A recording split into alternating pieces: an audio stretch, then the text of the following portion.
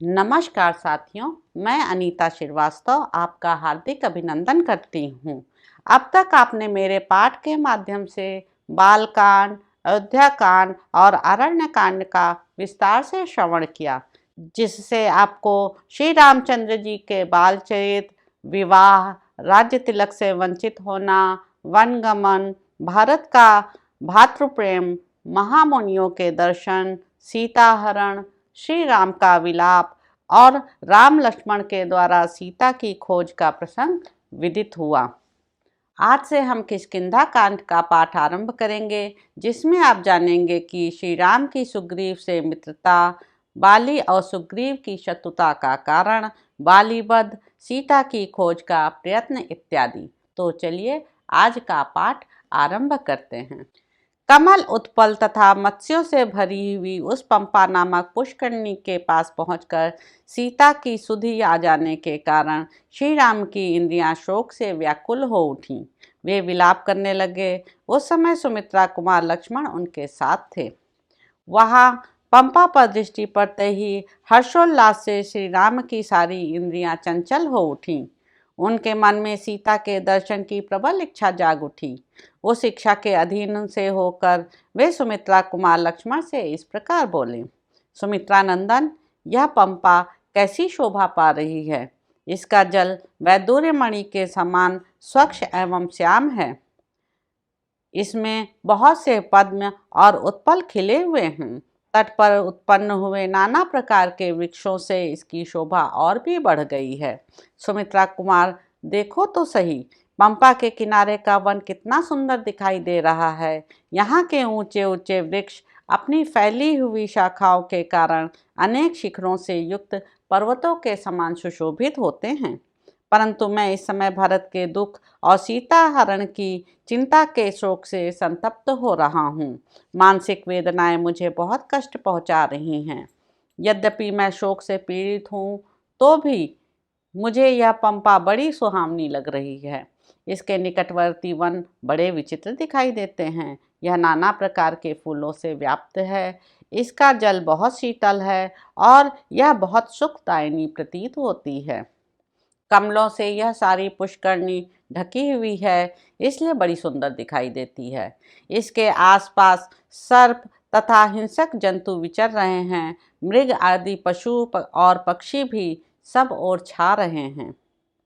नई नई घासों से ढका हुआ यह स्थान अपनी नीली पीली आभा के कारण अधिक शोभा पा रहा है। यहाँ वृक्षों के नाना प्रकार के पुष्प सब ओर बिखरे हुए हैं।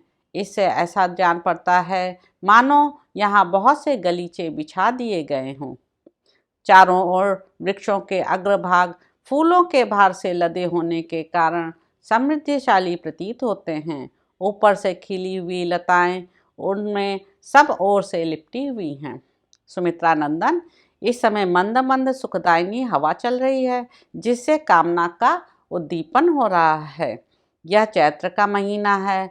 वृक्षों में फूल और फल लग गए हैं और सब ओर मनोहर सुगंध छा रही है। लक्ष्मण, फूलों से सुशोभित होने वाले इन वनों के रूप तो देखो। ये उसी तरह फूलों की वर्षा कर रहे हैं जैसे मेघ जल की वृष्टि करते हैं। वन के ये विविध वृक्ष वायु के वेग से झूम झूम कर रमणीय शिलाओं पर फूल बरसा रहे हैं और यहाँ की भूमि को ढक देते हैं। सुमित्रा कुमार, उधर तो देखो, जो वृक्षों से झड़ गए हैं, झड़ रहे हैं तथा जो अभी डालियों में ही लगे हुए हैं, उन सभी फूलों के साथ सब ओर वायु खेल सा रही है। फूलों से भरी हुई वृक्षों की विभिन्न शाखाओं को झकझोरती हुई वायु जब आगे बढ़ती है, तब अपने अपने स्थान से विचलित हुए भ्रमर मानो उसका यशोगान करते हुए उसके पीछे पीछे चलने लगते हैं। पर्वत की कंदरा से विशेष ध्वनि के साथ निकली हुई वायु मानो उच्च स्वर से गीत गा रही है। मतवाले कोकिलों के कलनाद वाद्य का काम देते हैं और उन वाद्यों की ध्वनि के साथ वह वायु इन झूमते हुए वृक्षों को मानो नृत्य की शिक्षा सी दे रही है। वायु के वेग पूर्वक हिलाने से जिनकी शाखाओं के अग्रभाग सब ओर से परस्पर सट गए हैं, वे वृक्ष एक दूसरे से गुथे हुए की भांति जान पड़ते हैं। मलय चंदन का स्पर्श करके बहने वाली यह शीतल वायु शरीर से छू जाने पर कितनी सुखद जान पड़ती है। यह थकावट दूर करती हुई बह रही है और सर्वत्र पवित्र सुगंध फैला रही है। मधुर मकरंद और सुगंध से भरे हुए इन वनों में गुनगुनाते हुए भ्रमरों के व्याज से वायु द्वारा हिलाए गए वृक्ष मानो नृत्य के साथ गान कर रहे हैं। अपने रमणीय पृष्ठभागों पर उत्पन्न फूलों से संपन्न तथा मन को लुभाने वाले विशाल वृक्षों से सटे हुए शिखर वाले पर्वत अद्भुत शोभा पा रहे हैं, जिनकी शाखाओं के अग्रभाग फूलों से ढके हैं जो वायु के झोंके से हिल रहे हैं तथा भ्रमरों को पगड़ी के रूप में सिर पर धारण किए हुए हैं। वे वृक्ष ऐसे जान पड़ते हैं मानो इन्होंने नाचना गाना आरंभ कर दिया है। देखो, सब और सुंदर फूलों से भरे हुए ये कनेर सोने के आभूषणों से विभूषित पीतांबरधारी मनुष्यों के समान शोभा पा रहे हैं। सुमित्रा नंदन, नाना प्रकार के विहंगमों के कलरवों से गूंजता हुआ यह वसंत का समय सीता से बिछड़े हुए मेरे लिए शोक को बढ़ाने वाला हो गया है। वियोग के शोक से तो मैं पीड़ित हूँ ही, यह कामदेव मुझे और भी संताप दे रहा है। कोकिल बड़े हर्ष के साथ कलनाद करता हुआ मानो मुझे ललकार रहा है। लक्ष्मण, वन के रमणीय झरने के निकट बड़े हर्ष के साथ बोलता हुआ यह जल कुक्कुट सीता से मिलने की इच्छा वाले मुझ राम को शोक मग्न किए देता है। पहले मेरी प्रिया जब आश्रम में रहती थी, उन दिनों इसका शब्द सुनकर आनंद मग्न हो जाती थी और मुझे भी निकट बुलाकर अत्यंत आनंदित कर देती थी। देखो, इस प्रकार भांति भांति की बोली बोलने वाले विचित्र पक्षी चारों ओर वृक्षों, झाड़ियों और लताओं की ओर उड़ रहे हैं। सुमित्रा नंदन, देखो, ये पक्षिणियाँ नर पक्षियों से संयुक्त हो अपने झुंड में आनंद का अनुभव कर रही हैं, भौरों का गुंजारव सुनकर प्रसन्न हो रही हैं और स्वयं भी मीठी बोली बोल रही हैं। इस पंपा के तट पर यहाँ झुंड के झुंड पक्षी आनंद मग्न होकर चहक रहे हैं। जल कुक्कुटों के रति संबंधी कूजन तथा नर कोकिलों के कलनाद के व्याज से मानो ये वृक्ष मधुर बोली बोलते हैं और मेरे अनंग वेदना को उद्दीप्त कर रहे हैं। जान पड़ता है यह वसंत रूपी आग मुझे जलाकर भस्म कर देगी। अशोक पुष्प के लाल लाल गुच्छे ही इस अग्नि के अंगार हैं, नूतन पल्लव ही इसकी लाल लाल लपटें हैं तथा भ्रमरों का गुंजारव ही इस जलती आग का चट चट शब्द है। सुमित्रा नंदन, यदि मैं सूक्ष्म बरवनियों और सुंदर केशों वाली मधुर भाषणी सीता को ना देख सका तो मुझे इस जीवन से कोई प्रयोजन नहीं है। निष्पाप लक्ष्मण, बसंत ऋतु में वन की शोभा बड़ी मनोहर हो जाती है। इसकी सीमा में सब और कोयल की कूक सुनाई पड़ती है। मेरी प्रिया सीता को यह समय बड़ा ही प्रिय लगता था। अनंग वेदना से उत्पन्न हुई शोकाग्नि वसंत ऋतु के गुणों का ईंधन पाकर बढ़ गई है। जान पड़ता है यह मुझे शीघ्र ही अविलंब जला देगी। अपनी उस प्रियतमा पत्नी को मैं नहीं देख पाता हूँ और इन मनोहर वृक्षों को देख रहा हूँ, इसलिए मेरा यह अनंग ज्वर अब और बढ़ जाएगा। विदेह नंदनी सीता यहाँ मुझे नहीं दिखाई दे रही है, इसलिए मेरा शोक बढ़ाती है तथा मंद मलयाग्नि के द्वारा स्वेद संसर्ग का निवारण करने वाला यह वसंत भी मेरे शोक की वृद्धि कर रहा है। सुमित्रा कुमार, मृगनयनी सीता चिंता और शोक से बलपूर्वक पीड़ित किए गए मुझ राम को और भी संताप दे रही है। साथ ही यह वन में बहने वाली चैत्र मास की वायु भी मुझे पीड़ा दे रही है। ये मोर स्फटिक मणि के बने हुए गवाक्षों के समान प्रतीत होने वाले अपने फैले हुए पंखों से जो वायु से कंपित हो रहे हैं, इधर उधर नाचते हुए कैसी शोभा पा रहे हैं। मयूरियों से घिरे हुए ये मंदमत्त मयूर अनंग वेदना से संतप्त हुए मेरी इस काम पीड़ा को और भी बढ़ा रहे हैं। लक्ष्मण, वह देखो, पर्वत शिखर पर नाचते हुए अपने स्वामी मयूर के साथ वह मोरनी भी काम पीड़ित होकर नाच रही है। मयूर भी अपने दोनों सुंदर पंखों को फैलाकर मन ही मन अपनी उसी रामा का अनुसरण कर रहा है तथा अपने मधुर स्वरों से मेरा उपहास करता सा जान पड़ता है। निश्चय ही वन में किसी राक्षस ने मोर की प्रिया का अपहरण नहीं किया है, इसलिए यह रमणीय वनों में अपनी वल्लभा के साथ नृत्य कर रहा है। फूलों से भरे हुए इस चैत्र मास में सीता के बिना यहाँ निवास करना मेरे लिए अत्यंत दुस्सह है। लक्ष्मण, देखो तो सही, त्रियक योनि में पड़े हुए प्राणियों में भी परस्पर कितना अधिक अनुराग है। इस समय यह मोरनी काम भाव से अपने स्वामी के सामने उपस्थित हुई है। यदि विशाल नेत्रों वाली सीता का अपहरण न हुआ होता तो वह भी इसी प्रकार बड़े प्रेम से वेगपूर्वक मेरे पास आती। लक्ष्मण, इस वसंत ऋतु में फूलों के भार से संपन्न हुए इन वनों के ये खरे फूल मेरे लिए निष्फल हो रहे हैं। प्रिया सीता के यहाँ ना होने से इनका मेरे लिए कोई प्रयोजन नहीं रह गया है। अत्यंत शोभा से मनोहर प्रतीत होने वाले ये वृक्षों के फूल भी निष्फल होकर भ्रमर समूहों के साथ ही पृथ्वी पर गिर जाते हैं। हर्ष में भरे हुए ये झुंड के झुंड पक्षी एक दूसरे को बुलाते हुए से इच्छानुसार कलरव कर रहे हैं और मेरे मन में प्रेमोन्माद उत्पन्न किए देते हैं। जहाँ मेरी प्रिया सीता निवास करती है, वहाँ भी यदि इस तरह वसंत छा रहा हो तो उसकी क्या दशा होगी। निश्चय ही वहाँ पराधीन हुई सीता मेरी ही तरह शोक कर रही होगी। अवश्य ही जहाँ सीता है उस एकांत स्थान में वसंत का प्रवेश नहीं है, तो भी मेरे बिना वह कजरारे नेत्रों वाली कमल नयनी सीता कैसे जीवित रह सकेगी। अथवा संभव है जहाँ मेरी प्रिया है वहाँ भी इसी तरह वसंत छा रहा हो, परंतु उसे तो शत्रुओं की डांट फटकार सुननी पड़ती होगी। अतः वह बेचारी सुंदरी सीता क्या कर सकेगी, जिसकी अभी नई नई अवस्था है और प्रफुल्ल कमल दल के समान मनोहर नेत्र हैं। वह मीठी बोली बोलने वाले मेरी प्राण बल्लभा जानकी निश्चय ही इस वसंत ऋतु को पाकर अपने प्राण त्याग देगी। मेरे हृदय में यह विचार दृढ़ होता जा रहा है कि साध्वी सीता मुझसे अलग होकर अधिक काल तक जीवित नहीं रह सकती। वास्तव में विदेह कुमारी का हार्दिक अनुराग मुझ में और मेरा संपूर्ण प्रेम सर्वथा विदेह नंदिनी सीता में ही प्रतिष्ठित है।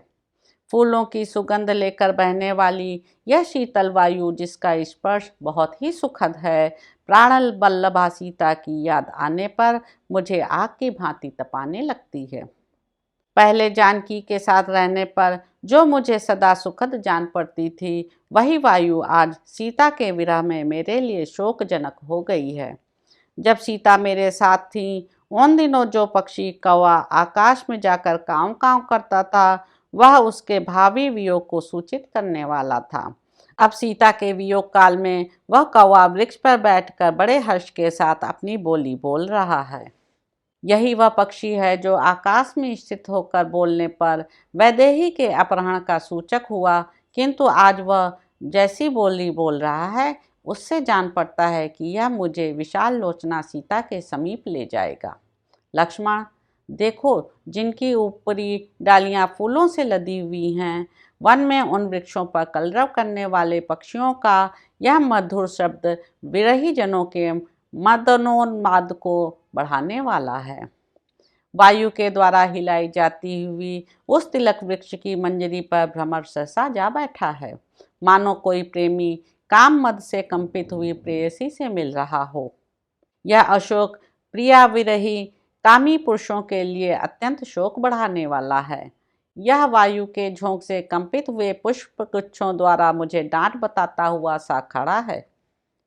लक्ष्मण, ये मंजरियों से सुशोभित होने वाले आम के वृक्ष श्रृंगार विलास से मदमत्त हृदय होकर चंदन आदि अंगराग धारण करने वाले मनुष्यों के समान दिखाई देते हैं। नरश्रेष्ठ सुमित्रा कुमार, देखो, पंपा की विचित्र वन श्रेणियों में इधर उधर किन्नर विचर रहे हैं।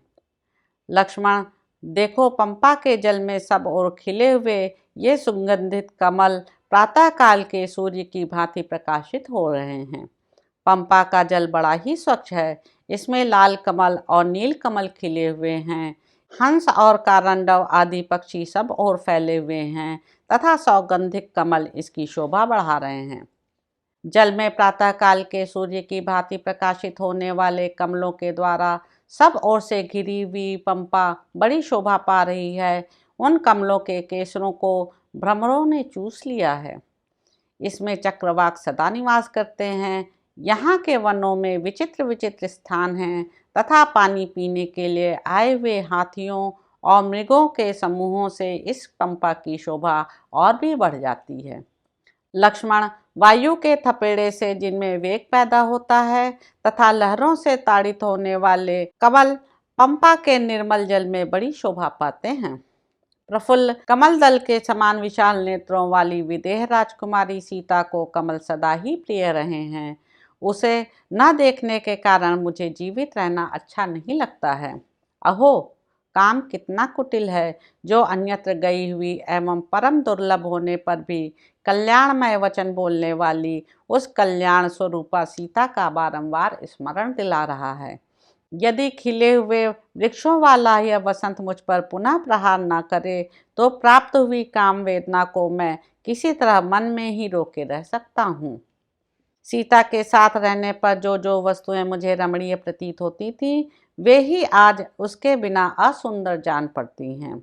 लक्ष्मण, ये कमल कोशों के दल सीता के नेत्र कोशों के समान हैं, इसलिए मेरी आंखें इन्हें ही देखना चाहती हैं।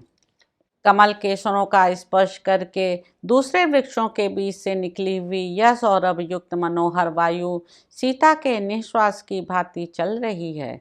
सुमित्रा नंदन, वह देखो, पंपा के दक्षिण भाग में पर्वत शिखरों पर खिली हुई कनेर की डाल कितनी अधिक शोभा पा रही है। विभिन्न धातुओं से विभूषित हुआ यह पर्वतराज दृश्यमुख वायु के वेग से लाई हुई विचित्र धूलि की सृष्टि कर रहा है।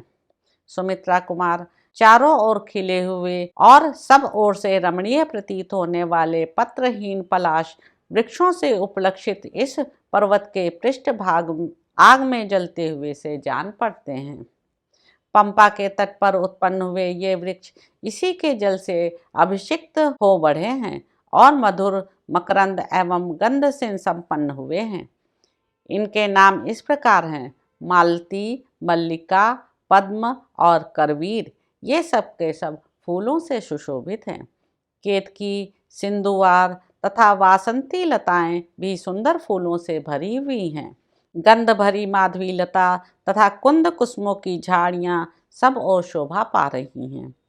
चिरिबिल्ब, महुआ, बेंत, मौलसिरी, चंपा, तिलक और नाग केसर भी खिले दिखाई देते हैं।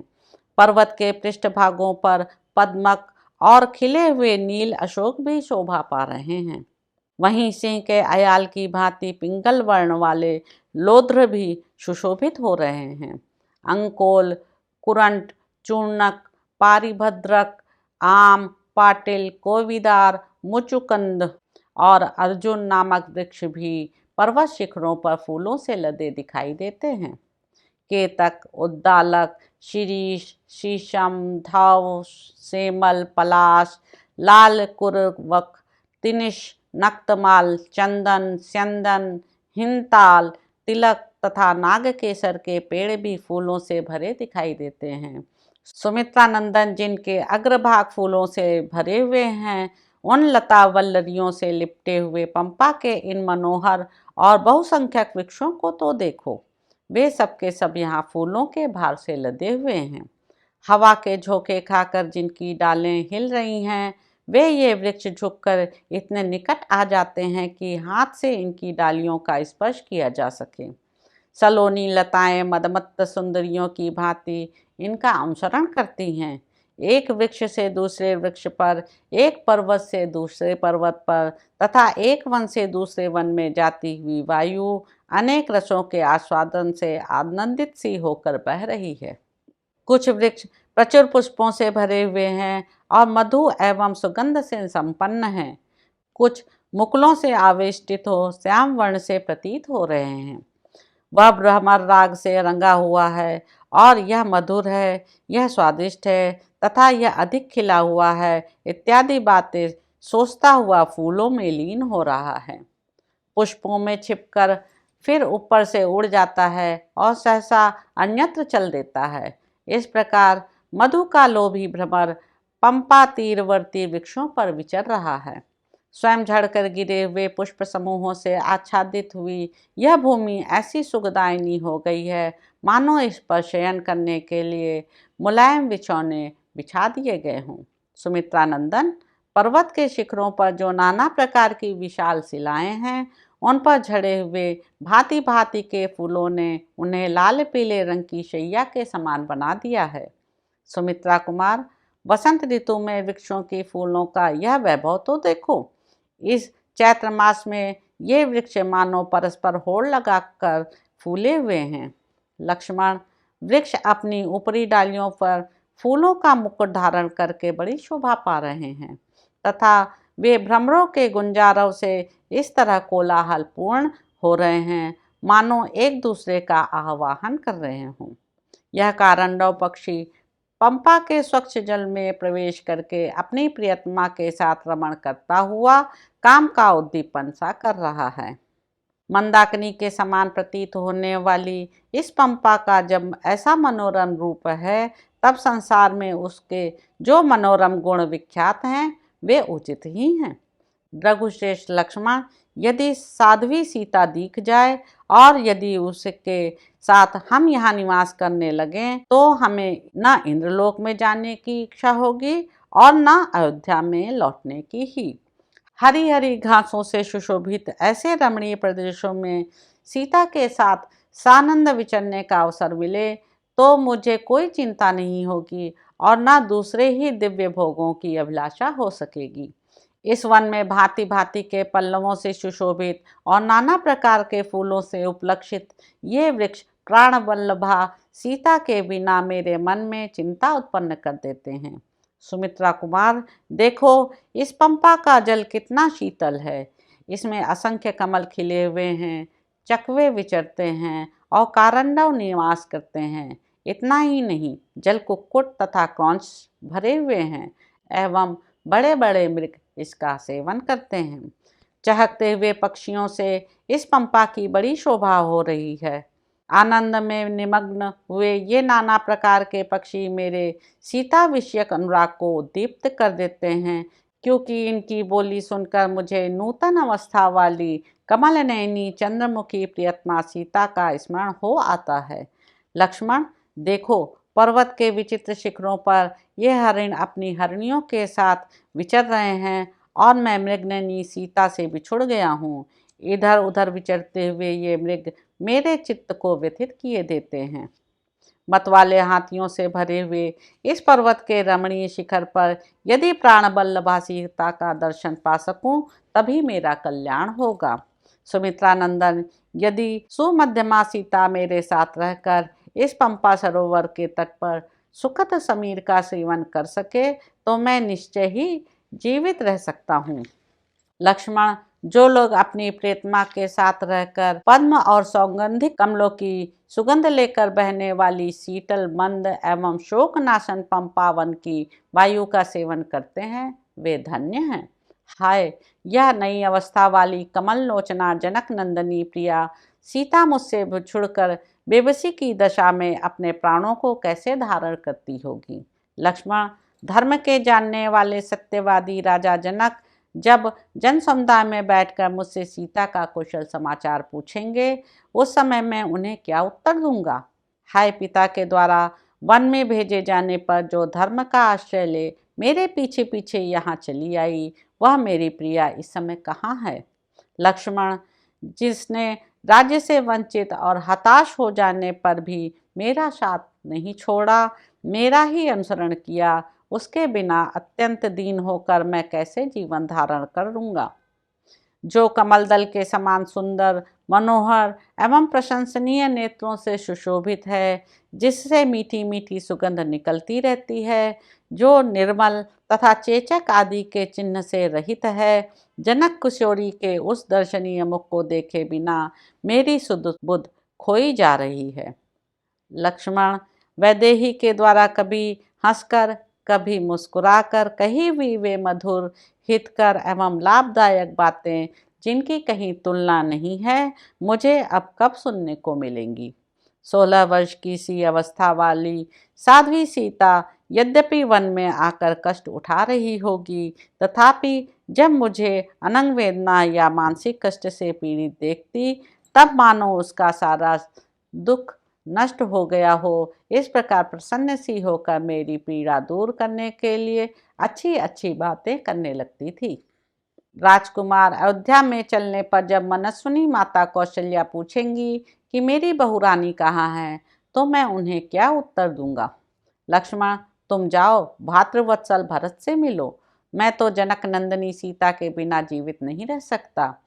इस प्रकार महात्मा श्री राम को अनाथ की भांति विलाप करते देख भाई लक्ष्मण ने युक्ति युक्त एवं निर्दोष वाणी में कहा, पुरुषोत्तम श्री राम, आपका भला हो।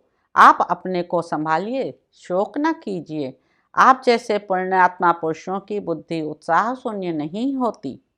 स्वजनों के अवश्यंभावी वियोग का दुख सभी को सहना पड़ता है। इस बात का स्मरण करके अपने प्रियजनों के प्रति अधिक स्नेह को त्याग दीजिए, क्योंकि जल आदि से भीगी हुई बत्ती भी अधिक स्नेह में डुबो दी जाने पर जलने लगती है। तात रघुनंदन, यदि रावण पाताल में या उससे भी अधिक दूर चला जाए तो भी वह अब किसी तरह जीवित नहीं रह सकता। पहले उस पापी राक्षस का पता लगाइए, फिर या तो वह सीता को वापस करेगा या अपने प्राणों से हाथ धो बैठेगा। रावण यदि सीता को साथ लेकर दिति के गर्भ में जाकर छिप जाए तो भी यदि मिथिलेश कुमारी को लौटा न देगा तो मैं वहां भी उसे मार डालूंगा। अतः आर्य, आप कल्याणकारी धैर्य को अपनाइए। वह दीनता पूर्वक विचार त्याग दीजिए। जिनका प्रयत्न और धन नष्ट हो गया है, वे पुरुष यदि उत्साहपूर्वक उद्योग न करें तो उन्हें उस अभीष्ट अर्थ की प्राप्ति नहीं हो सकती। भैया, उत्साह ही बलवान होता है। उत्साह से बढ़कर दूसरा कोई बल नहीं है। उत्साही पुरुष के लिए संसार में कोई भी वस्तु दुर्लभ नहीं है। जिनके हृदय में उत्साह होता है, वे पुरुष कठिन से कठिन कार्य आ पड़ने पर हिम्मत नहीं हारते। हम लोग केवल उत्साह का आश्रय लेकर ही जनक नंदिनी को प्राप्त कर सकते हैं। शोक को पीछे छोड़कर कामी के व्यवहार का त्याग कीजिए। आप महात्मा एवं कृतात्मा हैं, किंतु इस समय अपने आप को भूल गए हैं, अपने स्वरूप का स्मरण नहीं कर रहे हैं। लक्ष्मण के इस प्रकार समझाने पर शोक से संतप्त चित्त हुए श्री राम ने शोक और मोह का परित्याग करके धैर्य धारण किया। तदंतर व्यग्रता रहित अचिंत्य पराक्रमी श्री रामचंद्र जी, जिसके तटवर्ती वृक्ष वायु के झोंकों खाकर झूम रहे थे, उस समय सुंदर रमणीय पंपा सरोवर को लांघकर आगे बढ़े। सीता के शोक से जिनका चित्त उद्विग्न हो गया था, अतएव जो दुख में डूबे हुए थे, वे महात्मा श्री राम लक्ष्मण की कही हुई बातों पर विचार करके सहसा सावधान हो गए और झरनों तथा कंदराओं सहित उस संपूर्ण वन का निरीक्षण करते हुए वहां से आगे को प्रस्थित हुए। मतवाले हाथी के समान विलासपूर्ण गति से चलने वाले शांत चित्त महात्मा लक्ष्मण आगे आगे चलते हुए श्री रघुनाथ जी की उनके अनुकूल चेष्टा करते धर्म और बल के द्वारा रक्षा करने लगे। ऋष्यमुख पर्वत के समीप विचरने वाले बलवान वानरराज सुग्रीव पंपा के निकट घूम रहे थे। उसी समय उन्होंने उन अद्भुत दर्शनीय वीर श्री राम और लक्ष्मण को देखा। देखते ही उनके मन में यह भय हो गया कि हो ना हो इन्हें मेरे शत्रु वाली ने ही भेजा होगा। फिर तो वे इतने डर गए कि खाने पीने आदि की भी चेष्टा न कर सके। हाथी के समान मंद गति से चलने वाले महामना वानरराज सुग्रीव जो वहां विचर रहे थे, उस समय एक साथ आगे बढ़ते हुए उन दोनों भाइयों को देखकर चिंतित हो उठे। भय के भार से भारी उनका उत्साह नष्ट हो गया। वे महान दुख में पड़ गए। मतंग मुनि का वह आश्रम परम पवित्र एवं सुखदायक था। मुनि के शाप से उसमें बाली का प्रवेश होना कठिन था, इसलिए वह दूसरे वानरों का आश्रय बना हुआ था उस आश्रम या वन के भीतर सदा ही अनेकानेक शाखा मृग निवास करते थे। उस दिन उन महातेजस्वी श्री राम और लक्ष्मण को देखकर दूसरे दूसरे वानर भी भयभीत हो आश्रम के भीतर चले गए। तो इस प्रकार साथियों, किष्किंधा कांड में निहित प्रथम सर्ग यहाँ पर समाप्त होता है। इसके अगले अंक में आप जानेंगे कि सुग्रीव तथा वानरों की आशंका, हनुमान जी द्वारा उसका निवारण तथा सुग्रीव का हनुमान जी को श्री राम लक्ष्मण के पास उनका भेद लाने के लिए भेजना। तो अब आपसे अगले अंक में मुलाकात होगी। मेरे YouTube चैनल संवाद विद अनीता को लाइक करें, शेयर करें, सब्सक्राइब करें। धन्यवाद साथियों।